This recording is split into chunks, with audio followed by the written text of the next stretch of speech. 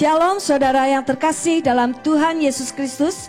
Selamat datang di ibadah online GPB Amanat Agung Kalasan Yogyakarta. Kami sangat senang melayani saudara pada ibadah online ini. Jika tayangan ini memberkati saudara, jangan lupa klik subscribe, like, bagikan, dan komen agar channel ini semakin berkembang dan memberkati banyak orang. Jika saudara ingin memberikan persembahan untuk pekerjaan Tuhan di gereja kami, saudara bisa mengirimkannya melalui nomor rekening yang tertera di bawah ini dan bukti transfernya bisa dikirim ke nomor WA di bawah ini. Atau persembahan dapat dibawa langsung ke gereja dan dimasukkan ke kotak persembahan yang sudah tersedia. Hendaklah masing-masing memberikan menurut kerelaan hatinya, jangan dengan sedih hati atau karena paksaan, sebab Allah mengasihi orang yang memberi dengan sukacita. Dan Allah sanggup melimpahkan segala kasih karunia kepada kamu, supaya kamu senantiasa berkecukupan di dalam segala sesuatu, dan malah berkelebihan di dalam pelbagai kebajikan. 2 Korintus 9 ayat 7 sampai dengan ayat yang ke-8. Kami ucapkan terima kasih atas perhatiannya, dan selamat beribadah. Tuhan Yesus memberkati. Mari kita tunduk kepala. Di hadapan Tuhan kita mengaku bahwa sumber pertolongan kita satu-satunya datang dari Tuhan Allah. Tuhan Allah yang sudah menciptakan bumi langit dan segala isinya, Tuhan Allah yang sudah menciptakan saudara dan saya. Tuhan Allah di dalam Tuhan Yesus Kristus yang telah menebus saudara dan saya menjadi anak-anaknya, menjadi umat tebusannya. Tuhan Allah di dalam Tuhan Roh Kudus yang menyertai kita, memimpin kita, memberkati kita, dan tidak pernah sedetik pun meninggalkan kita. Turunlah kiranya kasih karunia dan damai sejahtera dari Allah Bapa, Putra, Roh Kudus atas kita sekalian, sehingga ibadah ini mempermuliakan Tuhan, memperkenan Tuhan, dan lebih daripada itu kita semuanya diberkati. Demi nama Tuhan Yesus dan bagi nama Tuhan Yesus, kami persembahkan ibadah pagi ini. Haleluya, amin. Mari kita bersaat teduh sejenak, bersyukur masing-masing kepada Tuhan. Kalau hari ini Tuhan memberi hidup kita, Tuhan beri kesehatan dan Tuhan beri kesempatan. Bersyukurlah kepada Tuhan untuk apa saja yang layak saudara syukuri. Demikian juga mohonlah ampun untuk segala sesuatu yang tidak berkenan kepadanya.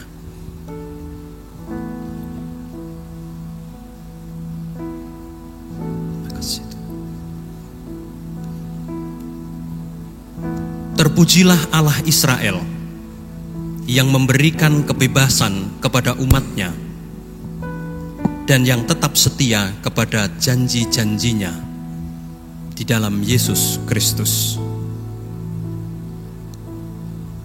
Kita akan mengagungkan Tuhan, menyembah dan memuliakan Tuhan karena banyak sekali kebaikan Tuhan dalam hidup kita. Kita tidak bisa membalasnya kecuali dengan bersyukur dan bersyukur dan bersyukur.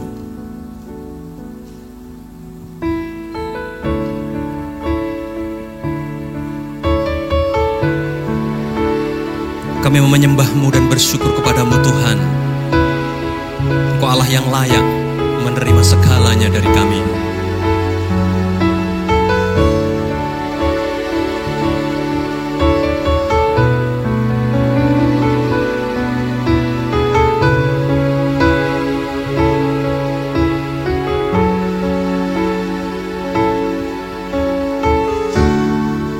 Dengan apa ku membalas kasih-Mu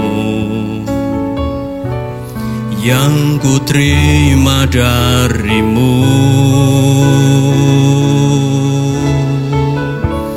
Dengan apa ku membalas cinta-Mu?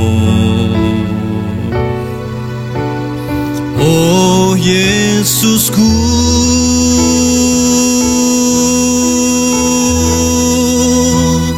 ku mau selalu bersyukur, selalu bersyukur. Kau Tuhan yang setia, yang selalu menolong.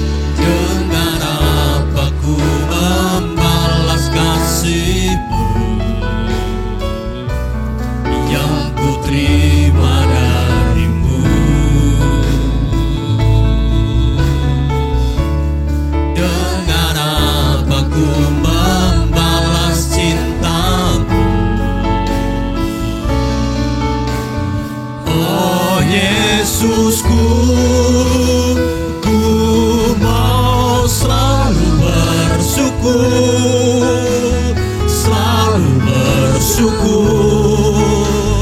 Kau Tuhan yang setia, yang selalu menolong.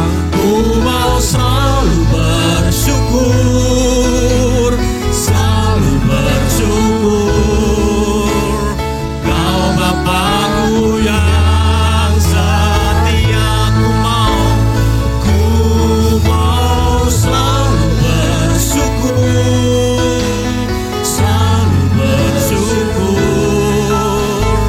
Kau Tuhan yang setia, yang selalu menolong. Ku mau selalu bersyukur, selalu bersyukur. Kau Bapa-Ku yang setia. Kita angkat tangan. Ku mau selalu bersyukur, selalu bersyukur. Kau Tuhan yang setia, yang selalu menolong. Ku mau selalu bersyukur, selalu bersyukur. Kau Bapa-Ku yang setia. Sekali lagi. Ku mau selalu bersyukur, syukur, selalu bersyukur. Kau Tuhan yang setia, yang selalu menolong. Ku mau selalu bersyukur, amin, selalu bersyukur. Kau Bapa-Ku yang setia, amin Tuhan. Kepadamu Tuhan, inilah ucapan syukur kami, penyembahan dan pengagungan kami kepadamu Tuhan, Allah yang setia, Allah yang tidak pernah meninggalkan kami. Diberkati kami Tuhan oleh Engkau. Bless the Lord, oh my soul, oh my soul, worship His holy name. Sing like never before, oh my soul, I worship Your holy name. Bless the Lord, oh my soul, oh my soul, worship His holy name. Sing like never before, oh my soul, I worship Your holy name. Bless the Lord, oh my soul, oh my soul, worship His holy name. Sing like never before, oh my soul, I worship Your holy name. I worship Your holy name. I worship Your holy name.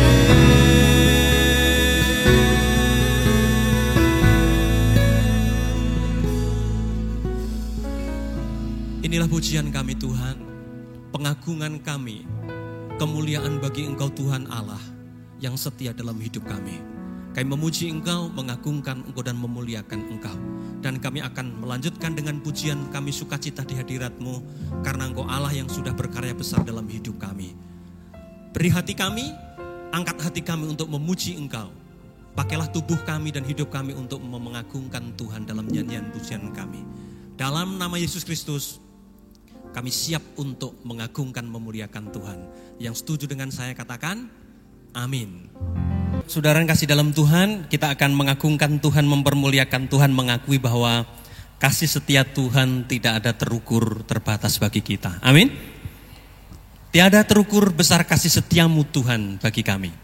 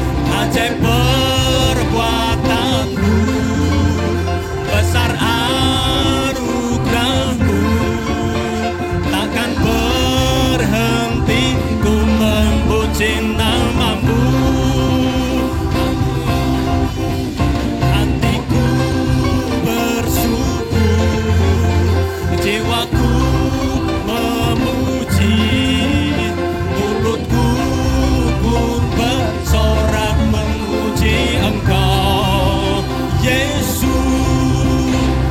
bagai perbuatanmu, besar anugerahmu, takkan berhenti ku memuji namamu. Tiada terukur besar kasih setiamu Tuhan, panjang dan lebarnya melebihi lautan, jauh tinggi mengatasi langit, dalamnya tak dapat ku selami. Kasih setiamu besar selamanya, amin. Kasih setiamu besar selamanya, kasih setiamu Tuhan, kasih setiamu besar selamanya, kasih setiamu besar selamanya.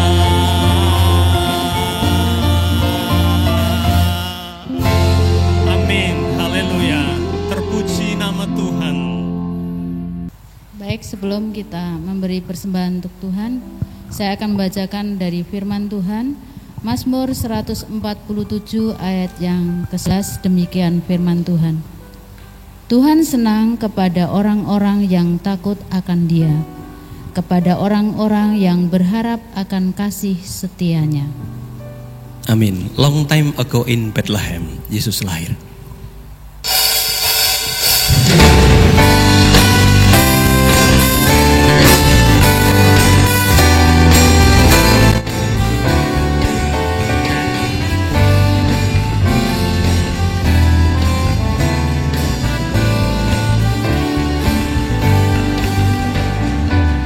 Long time ago in Bethlehem, so the Holy Bible said, Mary's boy child, Jesus Christ, was born on Christmas Day. Sekali lagi. Long time ago in Bethlehem, so the Holy Bible said, Mary's boy child, Jesus Christ, was born on Christmas Day. Halloween, the angels sing, a new King born today. We live forevermore because of Christmas Day. Halloween, the angels sing, a new King born today. And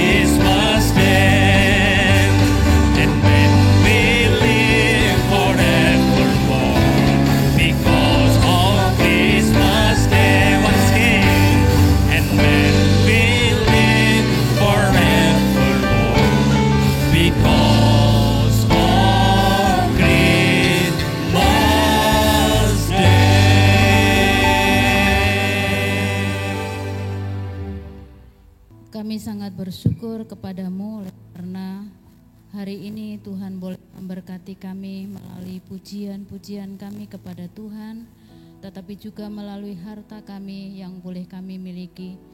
Kami menyerahkan persembahan kami kepadamu ya Tuhan. Biarlah persembahan ini menjadi dupa yang harum di hadapan Tuhan. Engkau memberkati anak-anak-Mu yang sudah memberikan persembahan ini dalam setiap pergumulan dan setiap pekerjaannya. Terima kasih Bapa. Kami juga berdoa pada kesempatan hari ini untuk anak-anak Tuhan yang sedang menempuh ujian. Kami berdoa kiranya Engkau memberikan kekuatan dan kesehatan sehingga anak-anak-Mu bisa mengerjakan setiap tugas, bahkan setiap soal-soal yang diberikan oleh para guru maupun dosen. Kami menyerahkan kepadamu ya Tuhan, biarlah Tuhan memberikan ketajaman pikiran sehingga setiap soal itu bisa dikerjakan dengan baik. Bapa di surga, kami juga berdoa untuk jemaat Tuhan di tempat ini, kiranya Tuhan Engkau memberikan kekuatan dan kesehatan mengingat pandemi corona yang masih merambah di mana-mana. Kiranya Engkau membungkus dengan kuat kuasa-Mu sehingga anak-anak Tuhan dimanapun mereka berada, secara khusus jemaat Tuhan di tempat ini, Tuhan memberikan kekuatan dan kesehatan. Kami juga berdoa untuk bangsa dan negara kami yang kami cintai. Bapa, kami berdoa untuk pemerintah yang ada, yang Tuhan sudah izinkan untuk memerintah bangsa ini. Kiranya Tuhan Engkau memberikan hikmat yang daripada Engkau, sehingga setiap persoalan yang dihadapi negara ini bisa diatasi dengan baik. Persoalan ekonomi, keamanan, bahkan pandemi corona yang masih belum tuntas, kami menyerahkan kepada Tuhan. Kiranya Tuhan terus mengawal, Tuhan terus memberkati, sehingga semua persoalan negeri ini bisa diselesaikan dengan baik. Kami berdoa ya Tuhan, kiranya dalam situasi kondisi sekarang ini anak-anak Tuhan, gereja-gereja Tuhan sedang mempersiapkan Natal. Kiranya Tuhan Engkau menolong supaya situasi ini tidak membuat mereka, anak-anak Tuhan, lemah tetapi tetap semangat menyambut Natal dalam situasi seperti ini. Kami berdoa dan menyerahkan semua ke dalam tangan-Mu ya Tuhan. Hanya di dalam nama Tuhan Yesus Kristus, Allah yang hidup, kami berdoa dan menyerahkan semua ini. Amin. Kita akan mempersiapkan hati kita lebih lagi untuk mendengarkan sabda Tuhan. Saya mengundang kita semuanya berdiri bersama-sama dan kita akan mengangkat pujian kepada Tuhan dengan sebuah keyakinan. Tidak pernah kami ragukan kasih setia-Mu Tuhan dalam hidup kami.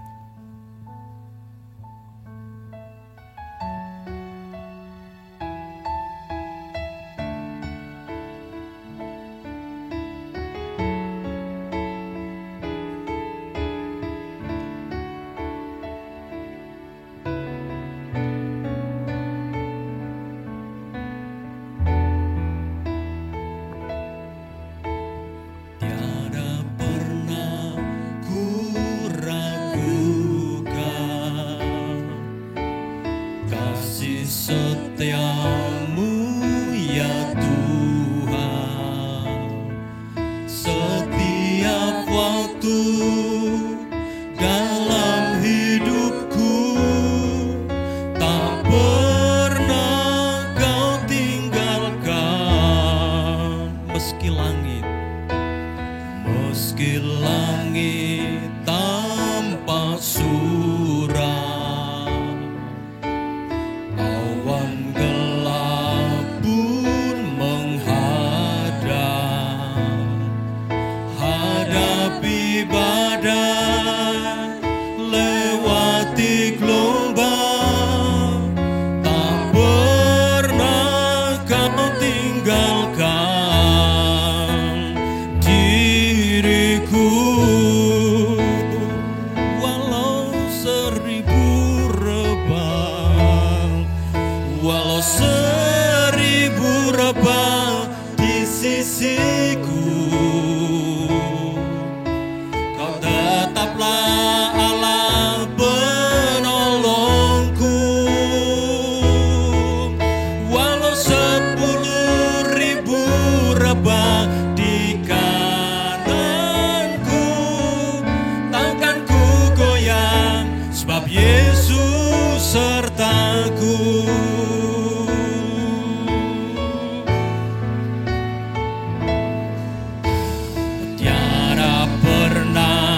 ku ragukan. Amin. Kasih setiamu ya Tuhan, setiap waktu dalam hidupku, tak pernah kau tinggalkan. Meski langit tanpa suram, awan gelap pun menghadang. Hadapi badai, lewati gelombang, tak pernah kau tinggalkan diriku. Walau seribu rebah, walau seribu rebah di sisiku, kau tetaplah Allah penolongku.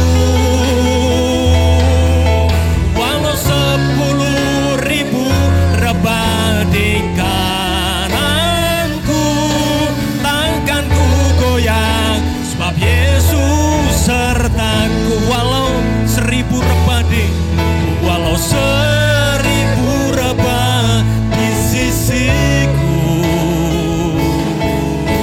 kau tetaplah Allah penolongku.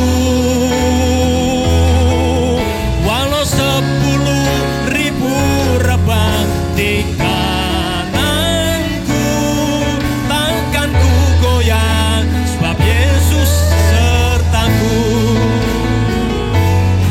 Takkan ku goyang, sebab Yesus sertaku. Takkan ku goyang, sebab Yesus sertaku. Kita berdoa bersama-sama. Bapa yang di surga, kami berterima kasih atas kehadiran-Mu dalam ibadah ini. Kami berdoa kiranya Engkau berbicara kepada kami melalui kebenaran firman-Mu. Tuhan, urapi setiap kami di dalam ruangan gedung gereja ini. Bahkan teman-teman sahabat-sahabat kami di sana yang tidak bersama kami di gedung ini, tetapi mereka bersama-sama mengikuti ibadah online. Tuhan juga urapi mereka. Urapi kami semua supaya kami bisa paham terhadap firman-Mu ini dan bisa menerapkan dalam kehidupan kami hari ke hari. Kami serahkan pemberitaan firman-Mu pada pagi ini, dari awal, tengah, sampai akhirnya sepenuhnya, di dalam nama Tuhan Yesus Kristus, Sang Empunya firman itu. Haleluya, amin. Silahkan duduk. Jemaat yang dikasih Tuhan, hari ini saya ingin berbagi kebenaran firman Tuhan dalam rangka menyambut Natal tentunya, yang saya beri judul Bebas dari Musuh. Mari kita membuka Alkitab kita di dalam Injil Lukas pasal 1 ayat 68 sampai dengan 79. Injil Lukas pasal 1 ayat 68 sampai 79. Demikian bunyi firman Tuhan, saya baca untuk saudara sekalian. Terpujilah Tuhan Allah Israel, sebab Ia melawat umat-Nya dan membawa kelepasan baginya. Ia menumbuhkan sebuah tanduk keselamatan bagi kita di dalam keturunan Daud, hamba-Nya itu, seperti yang telah difirmankannya sejak purbakala oleh mulut nabi-nabinya yang kudus, untuk melepaskan kita dari musuh-musuh kita dan dari tangan semua orang yang membenci kita, untuk menunjukkan rahmat-Nya kepada nenek moyang kita dan mengingat akan perjanjiannya yang kudus, yaitu sumpah yang diucapkannya kepada Abraham, bapa leluhur kita, bahwa Ia mengaruniakan kita supaya kita terlepas dari musuh, dapat beribadah kepadanya tanpa takut, dalam kekudusan dan kebenaran di hadapannya seumur hidup kita. Dan engkau, hai anakku, akan disebut Nabi Allah yang Maha Tinggi, karena engkau akan berjalan mendahului Tuhan untuk mempersiapkan jalan baginya, untuk memberikan kepada umatnya pengertian akan keselamatan yang berdasarkan pengampunan dosa-dosa mereka, oleh rahmat dan belas kasihan dari Allah kita, dengan mana Ia akan melawat kita, surya pagi dari tempat yang tinggi, untuk menyinari mereka yang diam dalam kegelapan dan dalam naungan maut, untuk mengarahkan kaki kita kepada jalan damai sejahtera. Sedemikian jauh pemberitaan firman Tuhan, kiranya diberkatilah orang yang mendengarkan kebenaran firman Tuhan. Jemaat yang dikasihi Tuhan, teks kita atau ayat-ayat kita tadi adalah menjelaskan mengenai pujian yang disampaikan oleh seorang imam kepada Tuhan. Isinya tadi adalah kata-kata atau syair dari lagu yang dinyanyikan sebagai rasa syukur, pengagungan dan pujian seorang imam kepada Tuhan. Dan itu adalah pujian yang muncul dari pengalaman. Bagaimana Tuhan sudah memberkati, bagaimana Tuhan sudah berkarya di dalam kehidupannya, sehingga dia mengagungkan Tuhan, dia memuliakan Tuhan, dia memuja-muja Tuhan dengan penuh ucapan syukur. Oleh karena pengalaman itu,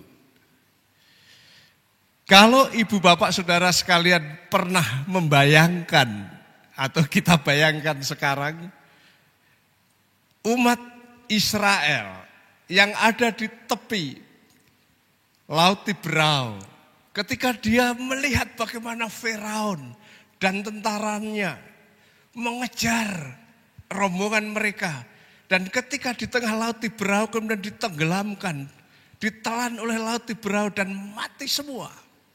Kira-kira perasaan dari umat Israel kala itu bagaimana? Kira-kira ekspresinya bagaimana, wajahnya bagaimana? Kira-kira dia seperti apa ketika melihat peristiwa yang luar biasa itu?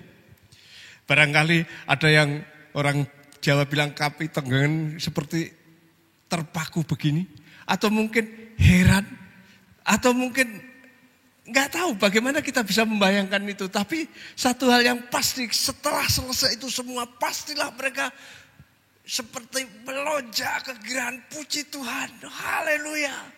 Terima kasih Tuhan, Engkau luar biasa. Kenapa? Mereka diperbudak selama 350 tahun lamanya di Mesir. Menderita, susah, mati di sana. Tapi tiba-tiba Tuhan mengangkat mereka, membawa mereka menyeberang Laut Tiberau. Kemudian ketika dikejar semuanya dibunuh, dan mereka pasti dipenuhi dengan sukacita luar biasa. Penuh ucapan syukur, terima kasih, pujian yang sedemikian hebat. Imam Zakaria, ketika dia punya pengalaman bersama Tuhan, ketika dia punya pengalaman bagaimana Tuhan berkarya di dalam hidupnya, ketika dia mengalami sendiri bagaimana Tuhan berkarya di usia senjanya itu, kemudian luapan syukur, luapan terima kasih, pujian muncul di hatinya, dan pujian itu dikumandangkan begitu penuh rasa syukur. Dan teks yang kita baca itu melukiskan hal itu. Ada rasa syukur, ada rasa kekaguman yang luar biasa, ada rasa pujian layak dinaikkan kepada Tuhan yang sudah berkarya luar biasa itu. Nah, mari kita perhatikan di dalam ayat yang ke-68 di situ. Firman Tuhan berkata, "Terpujilah Tuhan Allah Israel, sebab Ia melawat umat-Nya dan membawa kelepasan baginya." Ini adalah sebuah peristiwa yang luar biasa bagi Zakaria. Dikatakan di situ, terpujilah Tuhan Allah Israel. Tuhan, Allah, sesembahan Israel. Dia yang maha agung, dia yang maha kuasa, dia yang maha tinggi.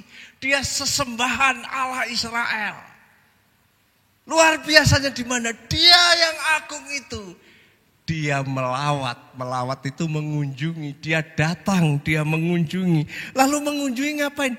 Dia membuat sesuatu yang mengakibatkan sebuah pelepasan, pembebasan, kemerdekaan. Tuhan Allah Israel mengunjungi mereka, melakukan pembebasan. Dan kata pembebasan di sini juga bisa diartikan penebusan. Yang mana kalau tadinya adalah orang budak, ditebus menjadi orang merdeka. Yang tadinya adalah orang buangan, ditebus menjadi orang yang bebas. Itu pembebasan. Artinya ada kemerdekaan. Ada pembebasan. Dan itu terjadi tatkala Allah datang mengunjungi mereka. Berbuat sesuatu sehingga mereka merdeka, bebas.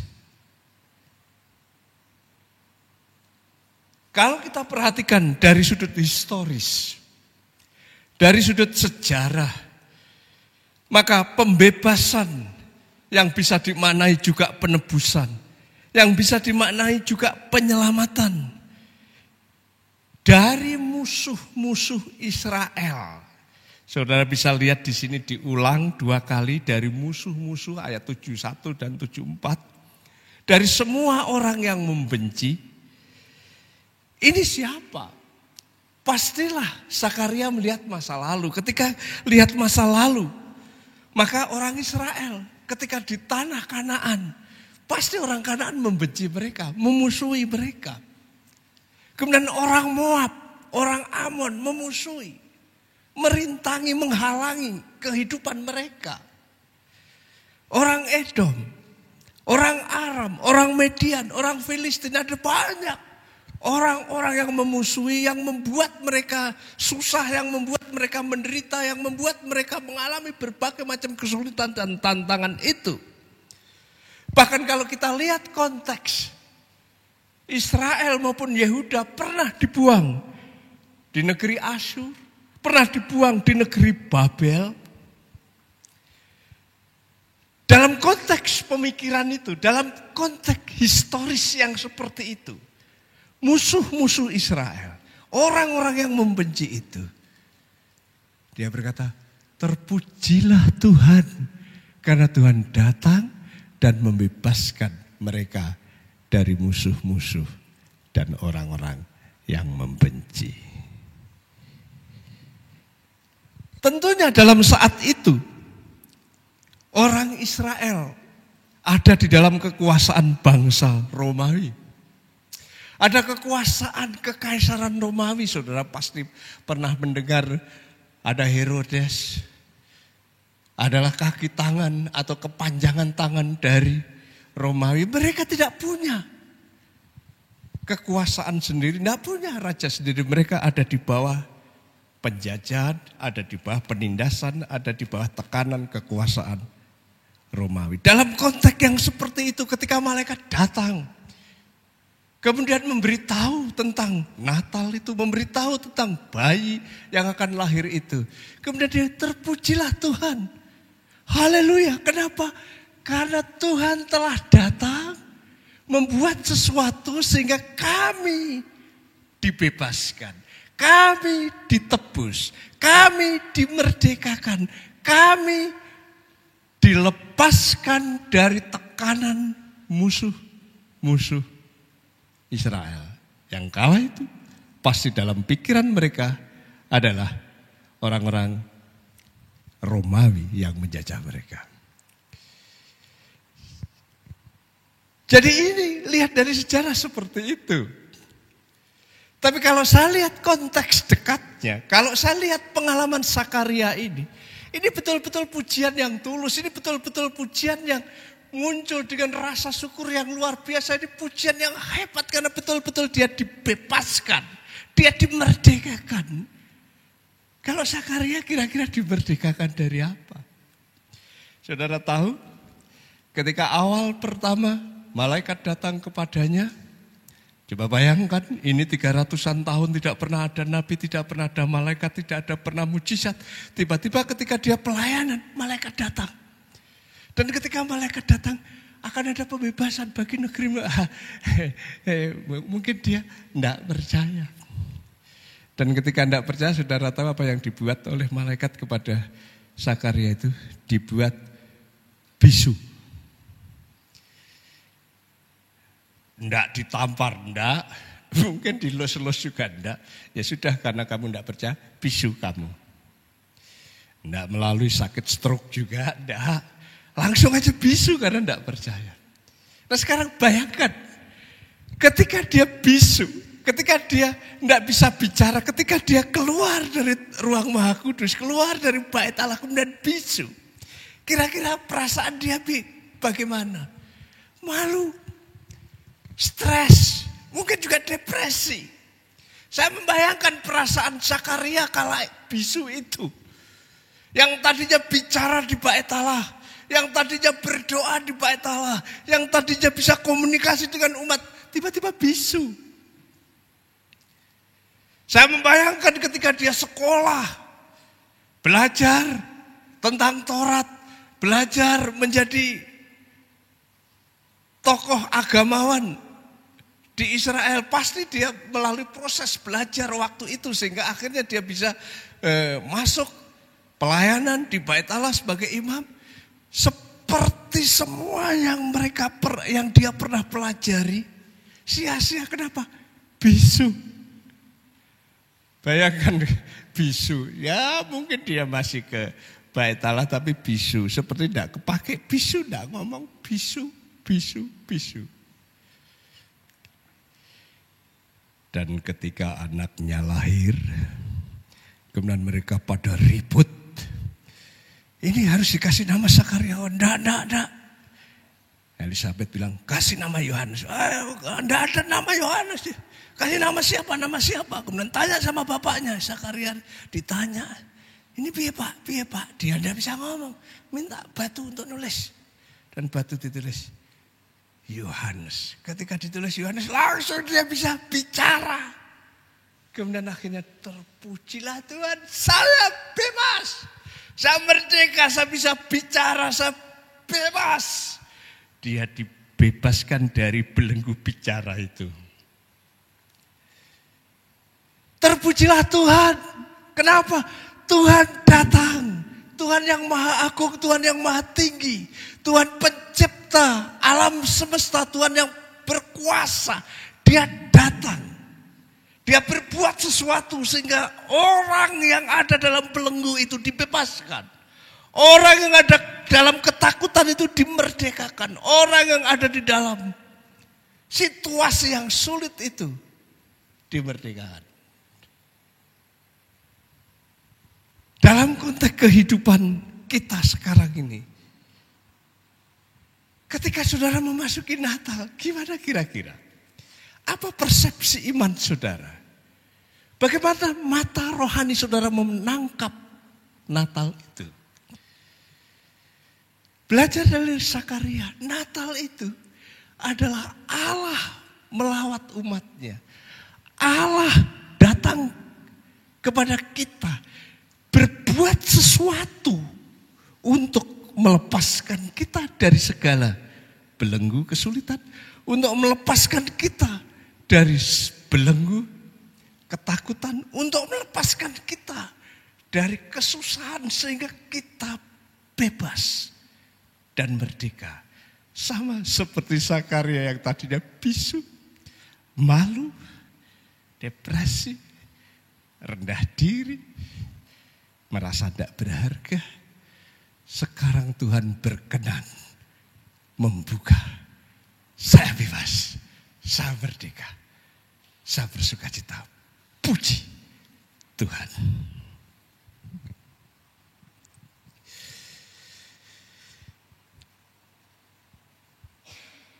Yang menarik, pembebasan di sini dikatakan pembebasan terhadap para musuhnya. Siapa musuhnya? Tadi sudah saya sebut, ada bangsa Kanaan waktu itu, ada Median, ada Edom, Moab, Amon, Filistin, semua dulu pernah dikalahkan oleh karena pertolongan Tuhan. Pada masa itu, Kekaisaran Romawi ada harapan akan ada pembebasan. Dan pengalaman sendiri, waktu bisu dibebaskan. Kita akan bertanya musuh kita siapa? Tentunya yang paling dekat ini adalah virus corona. Bukan hanya musuh kita, musuh dunia. Semua seperti ketakutan, semua seperti menjadi terbelenggu. Mau ke sana tidak bisa, mau ke sana tidak berani, mungkin tidak berani. Karena apa? Ada corona itu. Bisa tidak kita melihat dengan kacamata iman? Natal adalah Allah yang datang menjenguk kita. Dia berbuat sesuatu supaya kita dimerdekakan dari ketakutan terhadap virus corona itu. Bahkan kita dilepaskan dari itu. Bisa tidak? Kita berdoa supaya kesulitan ekonomi. Kita berdoa supaya ancaman-ancaman yang terkait dengan virus dan akibatnya. Yang membuat kita mungkin depresi, yang membuat kita mungkin stres, yang membuat kita takut, yang membuat kita tidak bisa berkarya, berkreasi di tengah-tengah kesulitan itu. Di dalam menyambut Natal ini, mari kita lihat dengan kacamata iman bahwa Allah datang. Dia berkarya untuk kita supaya kita dibebaskan dari belenggu ketakutan, dibebaskan dari belenggu depresi, dibebaskan dari belenggu stres, dibebaskan dari belenggu yang membuat kita tidak bisa berkarya dan berkreasi. Tuhan membebaskan kamu sehingga kamu bisa berkreasi, bisa berkarya, bisa berbuat sesuatu yang baik. Oleh karena Tuhan Allah datang kepada kamu dan menolong kita memberi kemerdekaan. Terpujilah Tuhan. Jadi Natal jangan disambut dengan ketakutan yang luar biasa. Jangan disambut dengan pertanyaan ini gimana. Sukacita saja. Biarlah Tuhan yang akan berkarya. Tuhan yang akan menolong kita. Tuhan akan memberikan pembebasan kepada kita sekalian. Yang berikutnya kalau saudara perhatikan di situ, ya. Di dalam ayat yang ke-76 firman Tuhan berkata begini. Dan engkau anakku akan disebut Nabi Allah yang Maha Tinggi. Karena engkau akan berjalan mendahului Tuhan untuk mempersiapkan jalan bagi kita. Nah bagi saya ini luar biasa setelah melihat Allah datang berkarya membuat penebusan, pelepasan, pembebasan sehingga kita merdeka.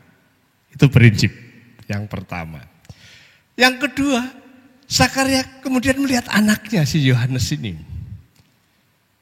Kemudian karena lihat Yohanes ini dia bersukacita, dia bersyukur, dia memuji Tuhan. Nah menarik kalau saudara perhatikan di sini, jadi kedatangan Mesias dalam hal ini representasi kehadiran Allah. dikatakan didahului oleh Nabi Allah yang Maha Tinggi.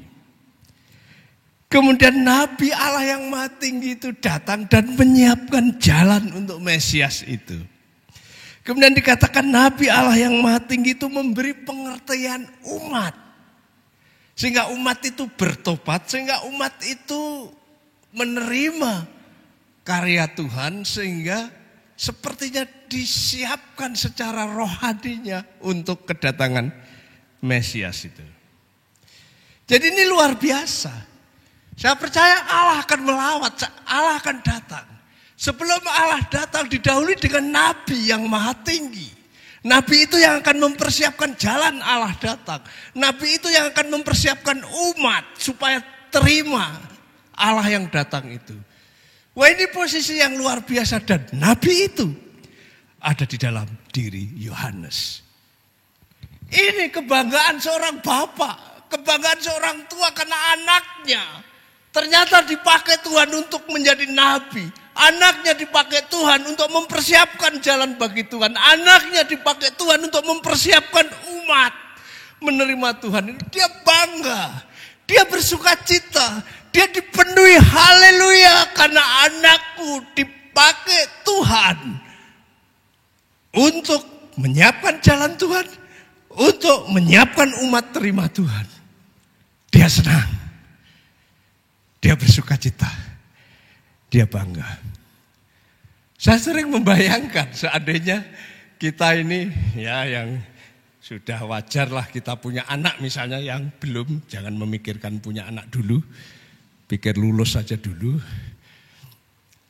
Kalau kita punya anak,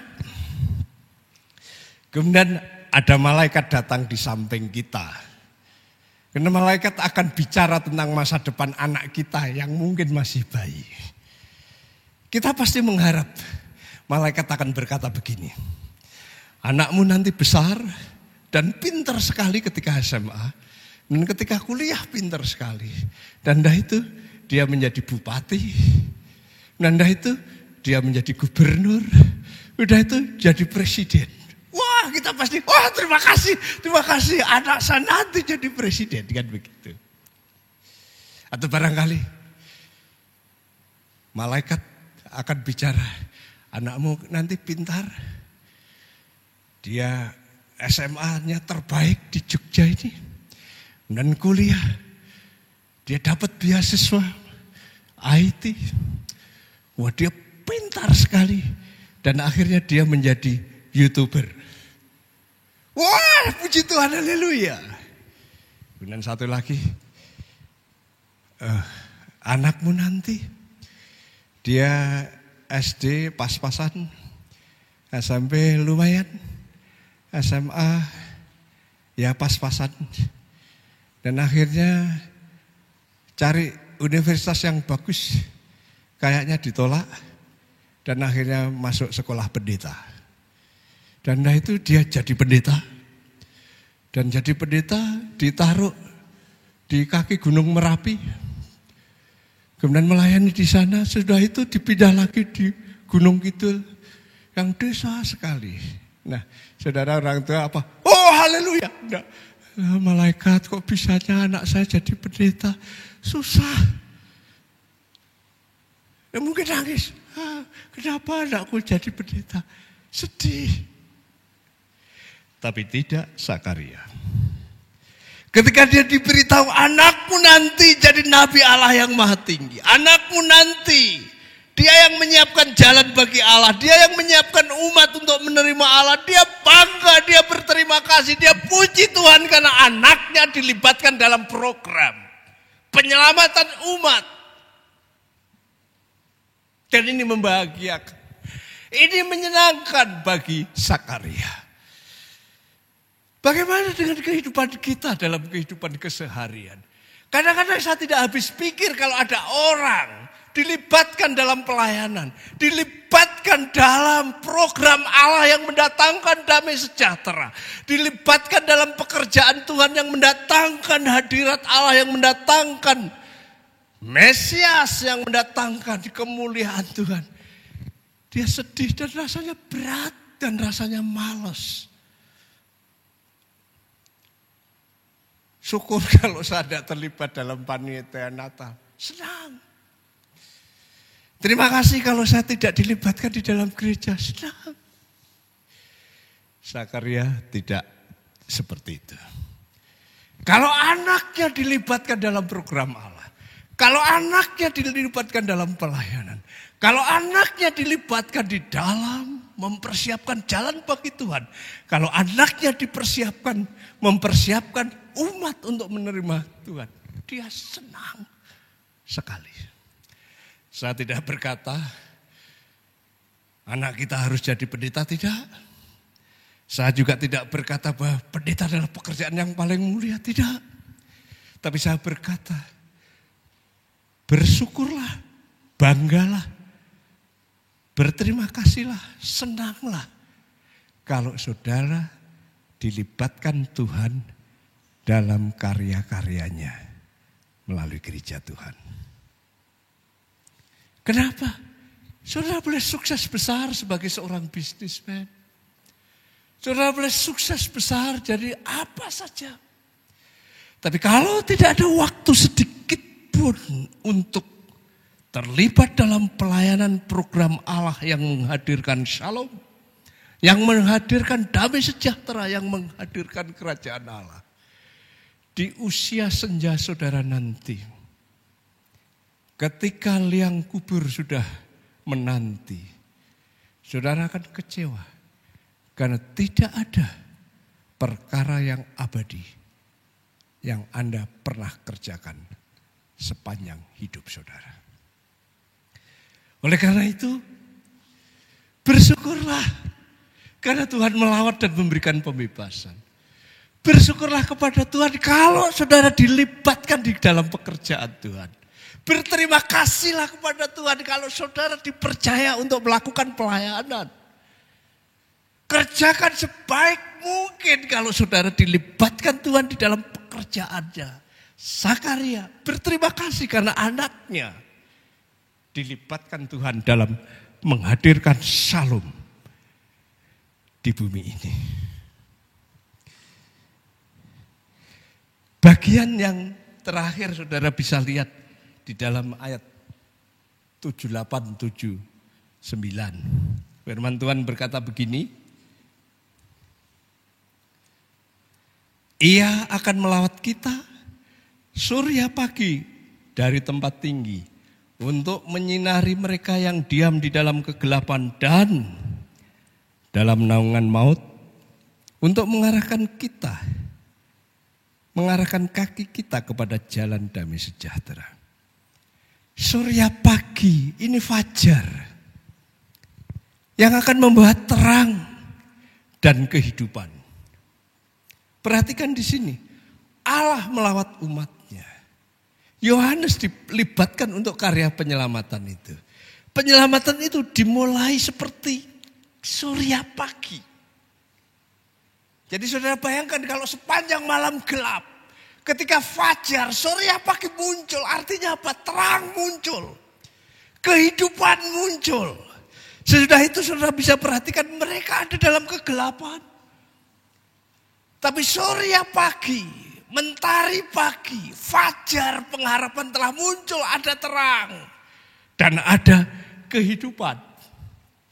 Selama ini mereka ada dalam naungan maut. Ada dalam bayang-bayang maut. Artinya apa? Orang berjalan itu seperti dipayungi maut. Seperti dipayungi mendung, tapi mendung itu maut. Kalau saudara berjalan dalam mendung, cepat atau lambat mendung ini akan jadi hujan. Dan saudara kehujanan. Kalau saudara dinaungi, dipayungi maut, cepat atau lambat saudara pasti mati. Itu maksudnya. Tapi mentari pagi itu memberi terang dan memberi kehidupan. Dan setelah kita dapat terang dan dapat kehidupan, kaki kita menuju kepada damai sejahtera. Itu maksudnya. Jadi Natal itu luar biasa. Kenapa? Karena seperti menyambut fajar. Kalau kita menyambut fajar, ini akan terang. Dan ini akan ada hidup. Dan sudah ada hidup, saudara berjalan menuju damai sejahtera. Itu gambaran yang dilukiskan oleh Nabi, oleh Imam Zakaria. Tanpa Yesus, saudara ada dalam kegelapan. Tanpa Yesus, saudara ada dalam bayang-bayang maut. Semua akan ada dalam kegelapan. Pikiran gelap, hati gelap, mata gelap, semuanya gelap. Jalan saudara tersesat dan jalan saudara menuju liang kubur maut. Itu semua. Tapi Natal itu mentari pagi yang memberi terang. Natal itu kehidupan yang memberi hidup. Sehingga jalan kita jalan terang, jalan kita jalan hidup. Kalau toh kita nanti sampai di sana mati itu bagaikan saudara berhadapan dengan tirai. Kemudian saudara buka tirai itu, saudara masuk ke sana, dunia baru, alam surgawi. Karena saudara sudah ditebus oleh Yesus dengan mati di atas kayu salib. Sehingga sekalipun saudara mati nanti, saudara bangkit masuk di dalam kehidupan abadi bersama Tuhan. Itulah Natal. Oleh karena itu, jangan bersedih sekalipun pandemi masih menghalangi. Jangan putus harapan sekalipun masalah ekonomi mungkin belum ada tanda-tanda ke arah kebaikan. Natal adalah berita baik bagi saudara, bagi saya, bagi dunia. Karena Natal itu Allah yang Maha Kuasa datang. Dia berkarya supaya kita bebas, supaya kita merdeka, supaya kita dilepaskan dari segala belenggu, ketakutan, keputusasaan, bahkan belenggu dosa dan maut. Bersukacitalah kalau saudara dilibatkan dalam pelayanan. Senang kalau melayani. Jangan bersungut-sungut, jangan sedih seperti berat. Tapi bersukacita bergairah. Seperti Zakaria ketika anaknya dilibatkan dalam karya besar, senang. Harusnya saudara senang kalau terlibat dalam pelayanan. Dan jangan lupa, mentari pagi disediakan bagi saudara dan saya.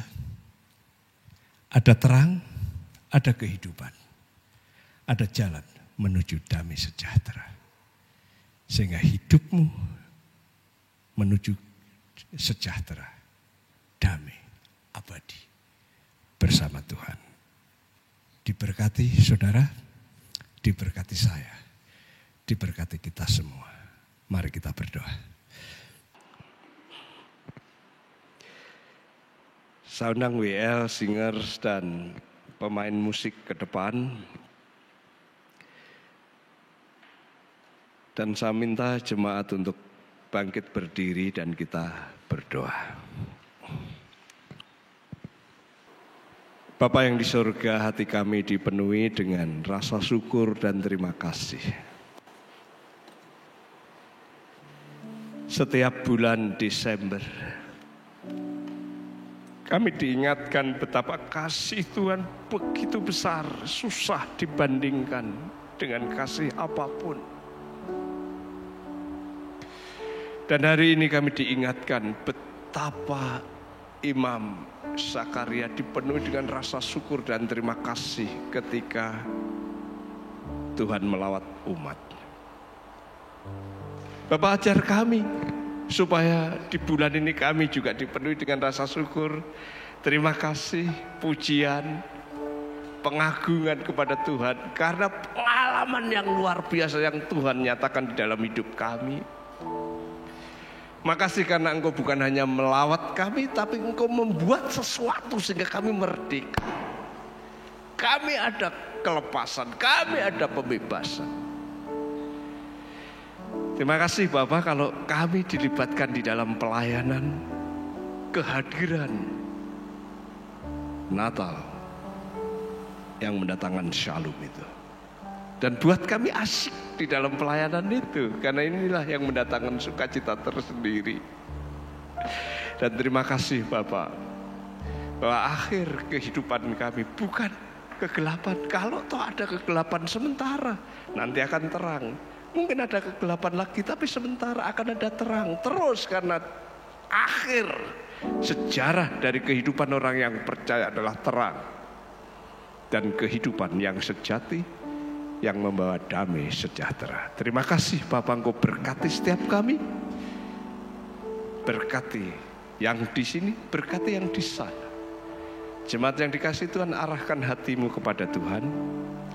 Terus pikirkan kebenaran itu dan sambutlah hari-hari Natal ini dengan penuh sukacita. Dan terimalah berkat yang dari Tuhan. Damai sejahtera Tuhan Yesus, kuasa mujizat Allah yang maha tinggi, penyertaan, pimpinan, penghiburan sejati dari Roh Kudus turun atas kamu sekalian, sehingga dimanapun kamu berada, bahkan apapun yang kamu doakan, dibuatnya berhasil sehingga kamu diberkati dan menjadi berkat bagi sesama. Dalam nama Tuhan Yesus, terimalah berkat ini. Amin.